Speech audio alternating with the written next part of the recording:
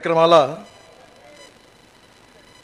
प्रमुख उपस्थित आपल्या देशाचे माजी कृषी मंत्री, महाराष्ट्राचे माजी मुख्यमंत्री आदरणीय पवार साहेब, शिवाजी शिक्षण संस्थेचे अध्यक्ष आदरणीय हर्षवर्धन देशमुख जी, अमरावतीच्या खासदार श्रीमती नवनीत राणा, आमदार श्रीमती सुलभा खोडके, आदरणीय दिलीपराव इंगोले, आमदार अनिल देशमुख, आमदार किरण सरनाईक, माजी खासदार अशोक मोहोळ, शिवाजी शिक्षण संस्थेचे सर्व सन्मान्य पदाधिकारी आणि उपस्थित सर्व बांधवांनो आणि बहिणींनो, शिवाजी शिक्षण संस्थेच्या वतीने आजच्या या भव्य कार्यक्रमाचं आयोजन झालेलं आहे। शिक्षण महर्षी डॉक्टर पंजाबराव उपाख्य भाऊसाहेब देशमुख यांच्या 125व्या जयंती उत्सवानिमित्त मी सर्वप्रथम भाऊसाहेबांना पुष्पांजली देतो, मानवंदना करतो, अभिवादन करतो आणि त्यांच्या स्मृती आपल्या सगळ्यांना सतत प्रेरणा देत राहतील असा विश्वास व्यक्त करतो। शिवसंस्था मासिक दैनंदिनी दिनदर्शिका 2024 व डॉक्टर भाऊसाहेबांच्या छायाचित्राच्या पुस्तकाचं तसंच चित्रपतीचं देखील प्रकाशन होत आहे। शिवाजी कला व वाणिज्य महाविद्यालय डॉक्टर पंजाबराव देशमुख अभ्यासिकेचं उद्घाटन तसेच भाऊसाहेब देशमुख यांच्या नूतनीकृत स्मृती भवन आणि शिवाजी विज्ञान महाविद्यालयाच्या नव्या ग्रंथालयाचे पण लोकार्पण होत आहे। भाऊसाहेब देशमुख आपल्या देशाचे पहिले कृषी मंत्री होते आणि विशेषतः भाऊसाहेबांची विशेषता होती की ग्रामीण भागाबद्दल आणि शेतकऱ्यांच्याबद्दल त्यांच्या मनात विशेष रूपाने एक वेगळ्या प्रकारचा कळवळा होता। त्यांच्या जीवनामध्ये 2 क्षेत्रामध्ये त्यांनी केलेलं कार्य आज आपल्या सगळ्यांच्या समोर आहे। एक क्षेत्र शिक्षण क्षेत्र आणि दुसरं कृषी क्षेत्र।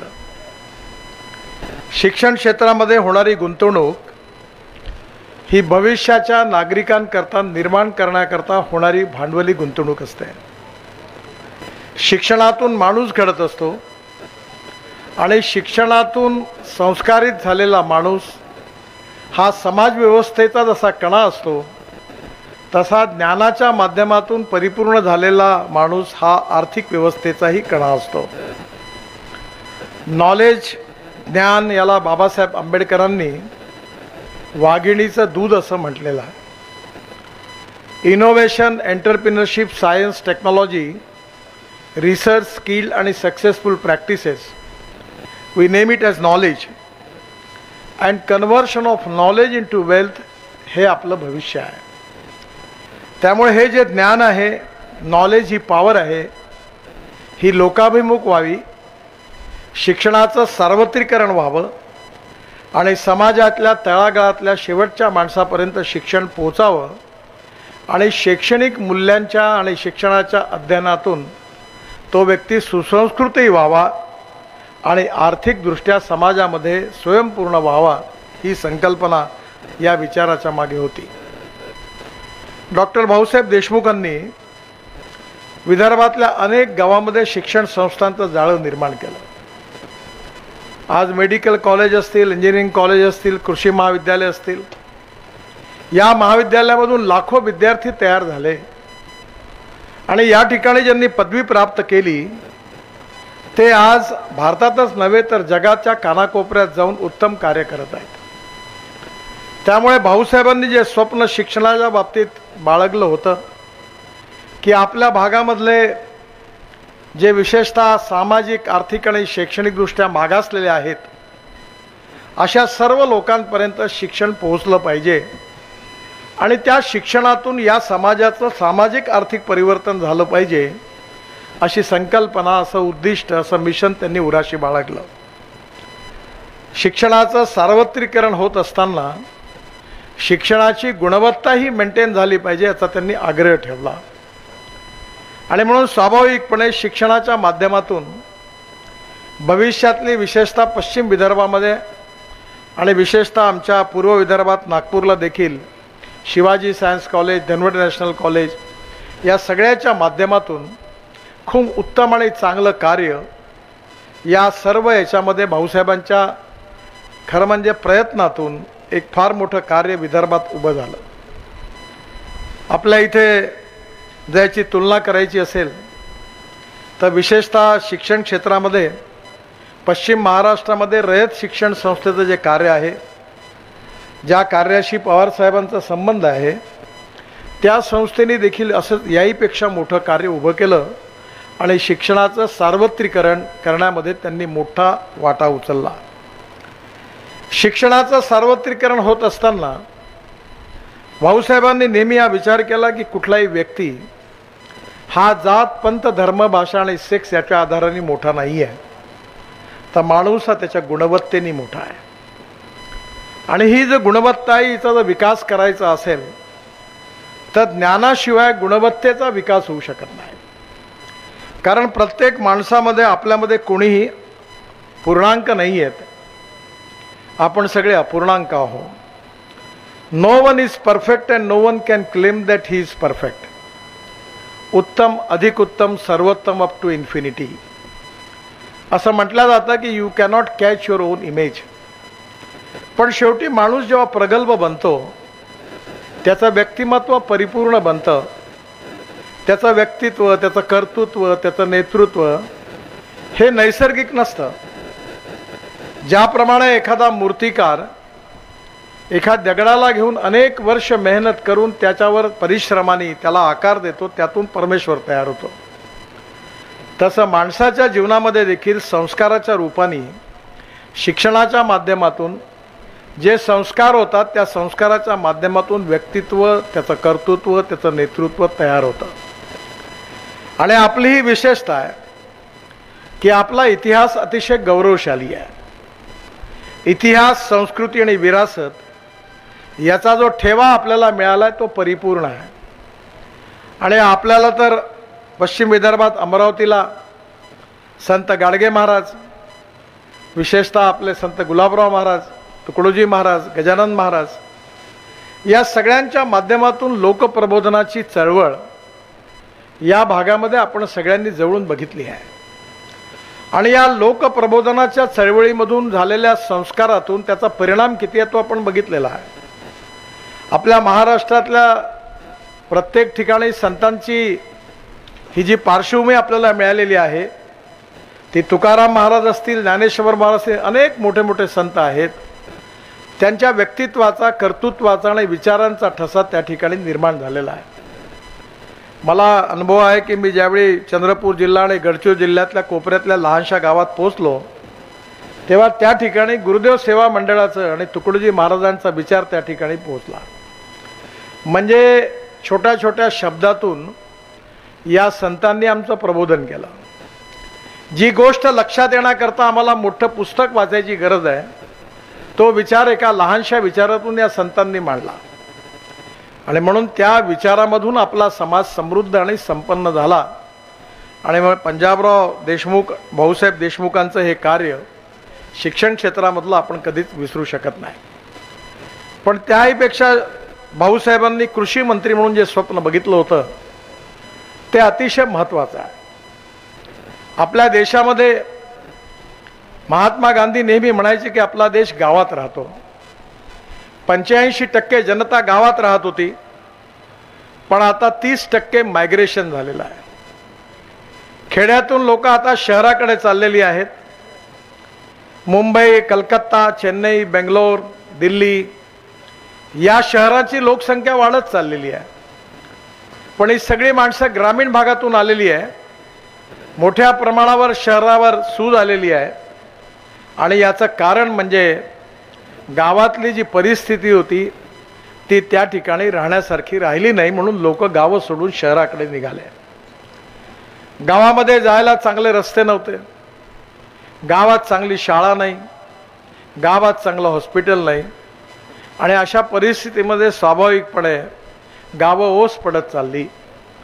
आणि त्याचा परिणाम असा झाला की ही लोकसंख्या आता 30% याचं मायग्रेशन झालं. म्हणजे 55 ते 60% लोक आता ग्रामीण भागात राहतात. कुठल्याही देशाचा आर्थिक मापदंडाने मूल्यांकन करायचं असेल तर त्या देशामधलं जे उत्पन्न आहे ते कृषी विकासाचा दर किती आहे, इतर अन्य याच्यातला दर किती आहे, याच्या आधारावर त्या विकासाचं मूल्यमापन होत असतं. आपल्या देशामध्ये औद्योगिक क्षेत्रातून मॅन्युफॅक्चरिंग सेक्टरमधून आपल्या GDP ग्रोथमध्ये 22 ते 24% कॉन्ट्रीब्युशन आहे.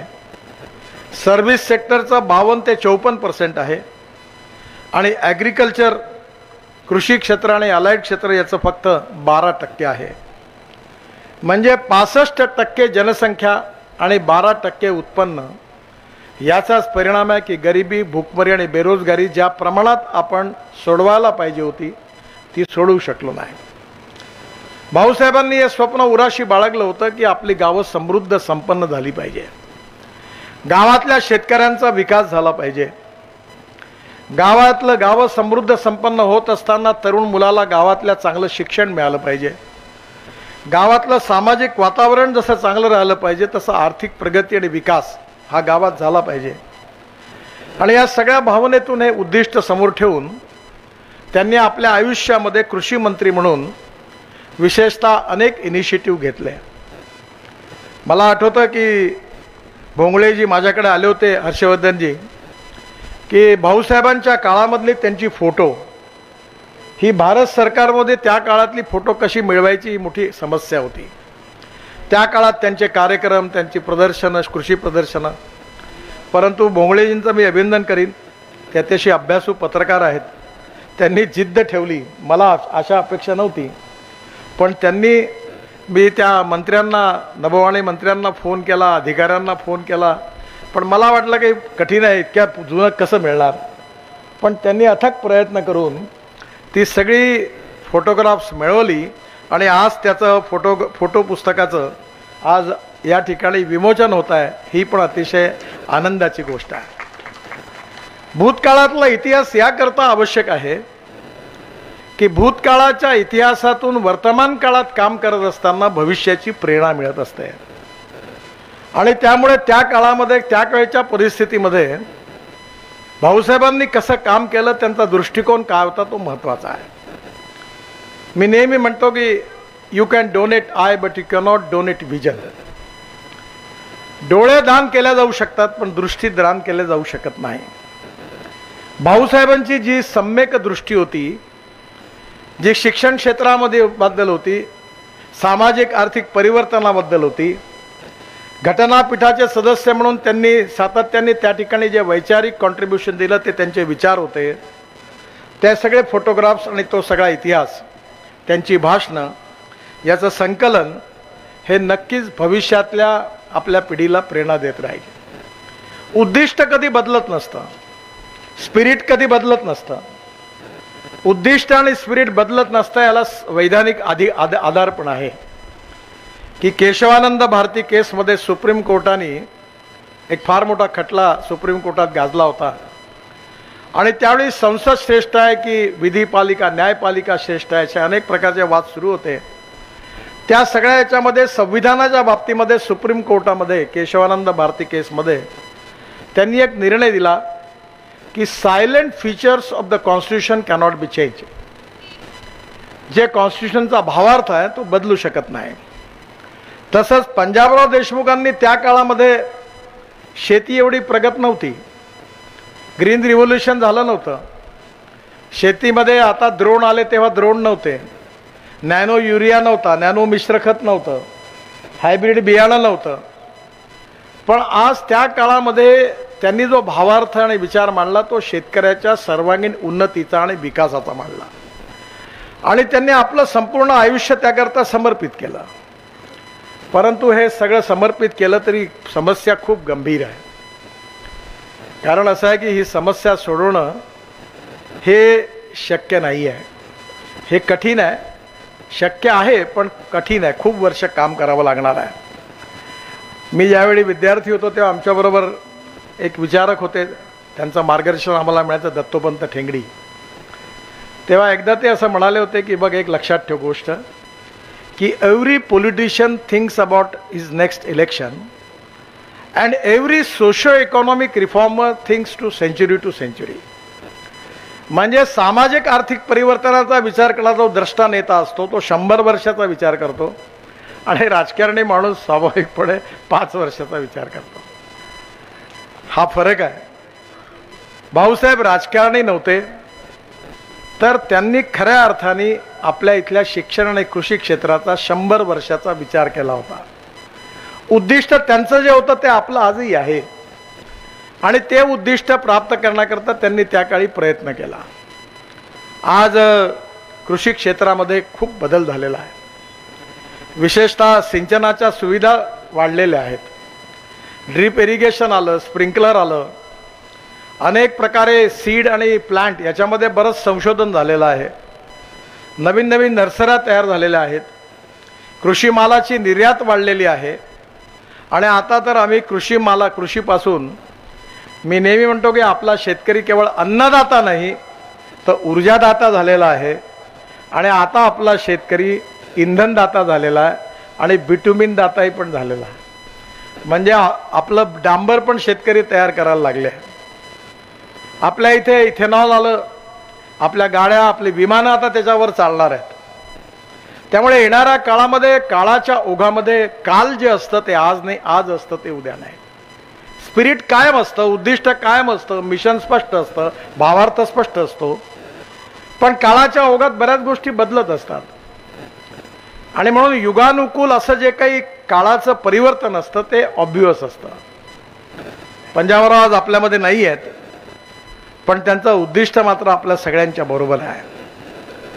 मी ज्यावेळी हर्षवर्धन देशमुख मला भेटायला आले त्यावेळी मी त्यांना एक विनंती केली की भाऊसाहेबांच्या स्मरणार्थ तुमच्या संस्थेच्या वतीने तुम्ही एक प्रकल्प घ्या आणि मला योगायोगाने त्यातले 2 प्रकल्प देशातले, एक महाराष्ट्रात तयार झाले, देशातले 2 आहेत ते. एक प्रकल्प जो आहे तो चितळेंचा डेअरीचा सांगलीला, तिथे गायीची जाती करून नवीन नवीन गायी आणून त्यांनी त्या ठिकाणी नवीन कालवडी तयार करण्याचं प्रकल्प टाकलेला आहे. आणि तसाच प्रकल्प पवार साहेबांनी बारामतीमध्ये टाकलेला आहे आणि दोन्ही प्रकल्पाच्या उद्घाटनाला जाण्याची मला संधी मिळाली. या प्रकल्पाची विशेषता ही आहे की आपल्या इथे जी देशी गाय आहे ती 2 लिटर दूध देते, 3 लिटर देते, 5 लिटर देते. विदर्भामध्ये आपलं दुर्भाग्य आहे की एकट्या कोल्हापूर आणि सांगली जिल्ह्यात आणि पुणे जिल्ह्यात जेवढं दूध होतं तेवढं विदर्भात होत नाही. त्यामुळे आपल्या इथे आता आपण मदर डेअरी आणली.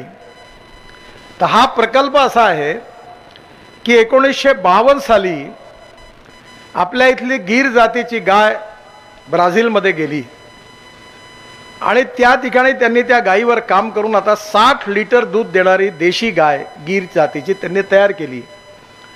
आणि त्या जातीचा त्या गायीपासून जो सांड झाला बुल, त्याचा सिमेंस आपण आणलं, टोरॅन्डो म्हणून होता तो, आणि ते आपल्या भारतीय गायींना दिला. आणि त्यातून आता ज्या गोऱ्या होणार आहेत ती 25 लिटरची गोरी होणार आणि 3 वेतामध्ये ती हुस्टन असेल, जर्सी असेल, ती कन्व्हर्ट होऊन देशी गाय होणार, गीर जातीची गाय होणार. आणि आता नवीन तंत्रविज्ञान तयार झालं जे पवार साहेबांकडे, जे आता नागपूरला आमच्या व्हेटरनरी युनिव्हर्सिटीत आम्ही पण सुरू केलं आहे, ते असं आहे की आता बेटी बचाव अभियानाची जरूरत नाही, 100% गोरीच होईल अशा प्रकारचं तंत्रज्ञान विकसित झालं. ही जी टेस्ट ट्यूब बेबी आहे त्याच्यामध्ये एम्ब्रिओ ट्रान्सफर हाही पण सुरू झाला आणि त्यामुळे ज्या गाईचं दूध 60 लिटर आहे देशी गाईचं, तिचा जो सांड आहे त्याचं सिमेंस आणि त्याच्यावरून नवीन गाईची निर्मिती, ही टेक्नॉलॉजी आल्यामुळे येणाऱ्या काळामध्ये आपल्या विदर्भात, अमरावती जिल्ह्यात सगळीकडे लाखो लिटर दूध झालं पाहिजे, तेव्हा शेतकऱ्यांच्या आत्महत्या थांबणार आहे. आणि म्हणून मी हर्षवर्धनजींना विनंती केली होती की तुम्ही साहेबांचा तो प्रकल्प बघून या. भारत सरकारचं विविध प्रकारचं अनुदान आहे, मी मदत करीन आणि अमरावतीमध्ये तुम्ही हा प्रकल्प सुरू करा. हा प्रकल्प सुरू झाला तर गोरक्षण टाकण्याची गरज नाही, कारण गाय विकणारच नाही कोणी. मी जेव्हा MSMEचा मंत्री होतो तेव्हा शेणापासून पेंट तयार केलं, 150 फॅक्टरी झाल्या. आता बाजारातल्या मोठ्या मोठ्या कंपन्यांपेक्षा तो पेंट चांगला आहे.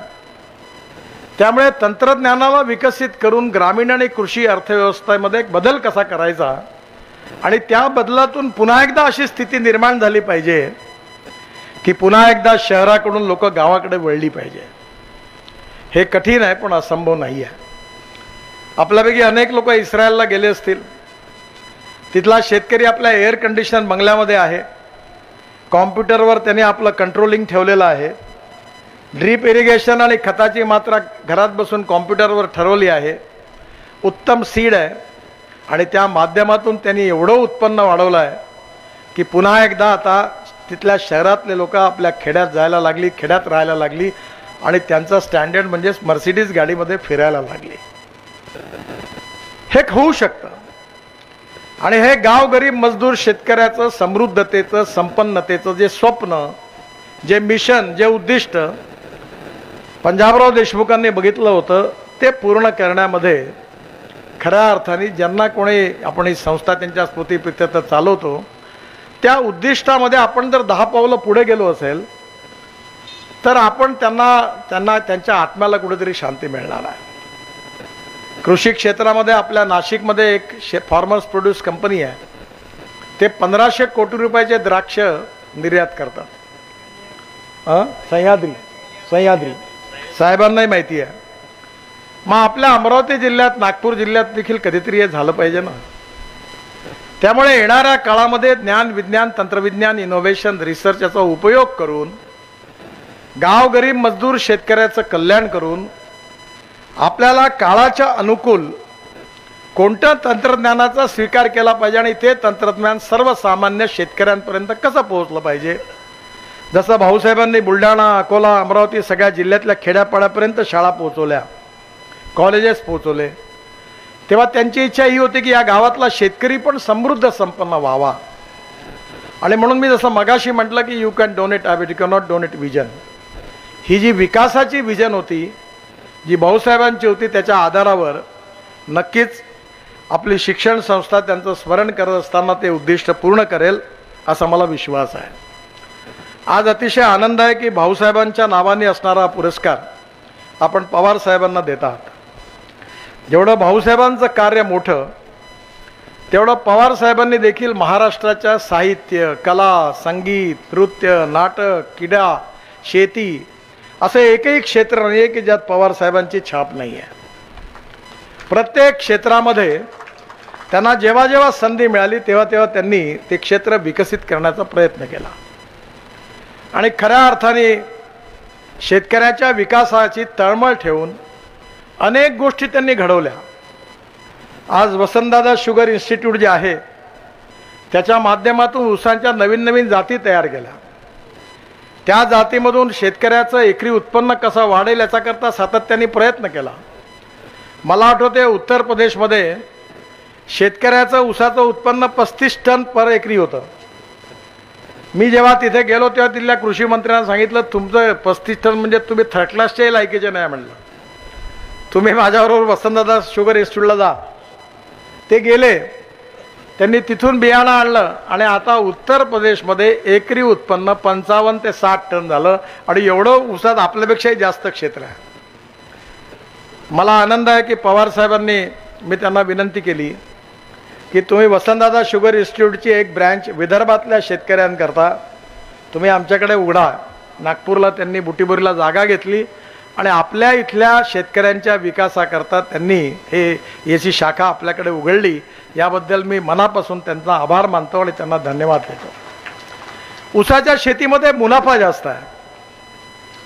शेतकऱ्यांनी अन्नधान्य तयार केलं पाहिजे, पण शेतकऱ्यांना पैसे मिळाले पाहिजे. No philosophy can be taught to empty stomach. खाली पोटाला काही तत्वज्ञान शिकवलं जाऊ शकत नाही. त्यामुळे उत्पादन खर्च कमी करणं आणि शेतीचं उत्पन्न वाढवणं याच्या आधारावर निरनिराळ्या पिकाचा, क्रॉप पॅटर्नचा विचार करावा लागेल. आणि आता आपण ग्लोबल इकॉनॉमीमध्ये असल्यामुळे सोयाबीनचा काय भाव राहील हे अर्जेंटिना ठरवेल, मक्याचा भाव काय राहील हे अमेरिका ठरवेल, तेलामध्ये पाम ऑइलचं उत्पादन किती झालं याच्यावर बाकीच्या तेलाचे भाव ठरतील. कापसाचा भाव पण आपल्या हातात नाही आहे. त्यामुळे येणाऱ्या काळामध्ये आपल्याला क्रॉप पॅटर्नमध्ये डिमांड अँड सप्लायचा विचार करून आपल्याला कोणतं उत्पादन लावायचं आणि कोणतं नाही लावायचं याचा विचार करावा लागेल. आणि त्या उत्पादनावर प्रक्रिया करणारे उद्योग जर तयार झाले आणि त्या दृष्टीने आपण शेतकऱ्यांना प्रशिक्षित करू शकलो तर आपल्याला खूप जास्त काम करता येईल. पवार साहेबांच्या नेतृत्वाखाली पश्चिम महाराष्ट्र असेल, पुणे, नाशिक, कोल्हापूर, सांगली, सातारा, त्या ठिकाणी असणारे जे काही यशस्वी प्रयोग आहेत शेतीतले, त्या अनेक प्रयोगाकडे खऱ्या अर्थाने आपण अभ्यास करण्याची गरज आहे. आणि मला विश्वास आहे की या दृष्टीने आपण पंजाबरावांचं स्मरण करून आपल्याही भागामध्ये अशाच प्रकारचे प्रयोग केले पाहिजे. सीड आणि प्लांट, आज मुंबई आणि दिल्लीमध्ये होणाऱ्या लग्न होतात, त्या लग्नाच्या रिसेप्शनमध्ये आपली भारतीय फळंच नसतात, सगळी इम्पोर्टेड फळं असतात. कारण जगामध्ये जे सगळ्यात चांगलं सफरचंद आहे, सेप आहे, ते आपल्याकडे नाही आहे. आपली द्राक्ष आपण एक्सपोर्ट करतो जगाच्या मार्केटमध्ये. जेव्हा या सह्याद्रीवाल्यांनी स्पेनमधून द्राक्षाची जात आणली आणि त्या नर्सरीतून ती डेव्हलप केली तेव्हा त्यांचं एक्सपोर्ट वाढलं. पण आपल्या संत्र्याच्या जातीमध्ये आता स्पेनमधून त्या विलास शिंदेनी संत्र्याचा जात आणलेली आहे. आज आपल्या इथे आपल्याला सगळ्या क्षेत्रात संशोधन करून उत्तम बीज, उत्तम कलमा, त्याशिवाय काही विकास होऊ शकत नाही. मला खूप आनंद आहे की स्वर्गीय पंजाबराव देशमुख यांच्या नावाने पंजाबराव कृषी विद्यापीठाच्या नागपूरच्या जागेवर 300 कोटी रुपये महाराष्ट्र सरकारने, देवेंद्रजींनी मुख्यमंत्री असताना मी त्यांना विनंती केली, त्यांनी दिली. आणि आम्ही जागतिक दर्जाचं ॲग्रो कन्व्हेन्शन सेंटर नागपूरला बांधण्याकरता मान्यता मिळाली आणि त्याची मंजुरी मिळाली. आता टेंडर पण होणार आहे. आणि मी अशी कल्पना त्याला आर्किटेक्टला सांगितली की प्रदर्शनात येणाऱ्या शेतकऱ्याला जर सीड कंपनीचा डबा पाहायला मिळाला तर 5 मिनिटामध्ये त्याला त्या लागलेल्या सीडपासून ते झाड कसं आलं ते झाडही बघता आलं पाहिजे. अशा प्रकारचं एक्झिबिशन सेंटर झालं पाहिजे. हबीब खान म्हणून आर्किटेक्ट, फार नामवंत आर्किटेक्ट आहेत, आर्किटेक्ट असं भारताचे अध्यक्ष आहेत, त्यांनी डिझाईन केलेलं आहे. आणि पंजाबरावांच्या नावाने हे ॲग्रो कन्व्हेन्शन सेंटरचं काम येत्या 2-3 महिन्यात सुरू होणार आहे. याचा मला अतिशय आनंद आहे. त्या ठिकाणी 2,500 लोकांचा मोठं ऑडिटोरियम पण तयार होणार आहे. ते वसंतराव नाईकांच्या नावाने तो ऑडिटोरियम पण बांधला जाणार आहे. आणि मला विश्वास आहे की अत्याधुनिक तंत्रज्ञान, बीज, कलमा, ड्रोनचं स्प्रेइंग, नॅनो युरिया आणि प्रोसेसिंग, व्हॅल्यू ॲडिशन, या सगळ्यांच्या मध्ये आपल्याला पंजाबरावांची जी इच्छा होती, पंजाबरावांचं जे स्वप्न होतं, ते पूर्ण करण्यामध्ये शिवाजी शिक्षण संस्थेने विशेष रूपाने पुढाकार घ्यावा अशी माझी त्यांना विनंती आहे. शाळा कॉलेजेस ठीक आहेत, पण कृषी क्षेत्रामधलं हे लॅबॉरेटरीज, रिसर्च, याची व्हिजन, हे खूप महत्त्वाचं काम आहे. आणि मला विश्वास आहे की त्यांच्या या 125व्या जयंती उत्सवानिमित्त कृषी क्षेत्राचं परिवर्तन करण्याचा जो संकल्प आहे त्यात नक्कीच शिवाजी शिक्षण संस्था पुढाकार घेईल. मला खूप आनंद आहे की आज पवार साहेबांचा आपण सत्कार केला.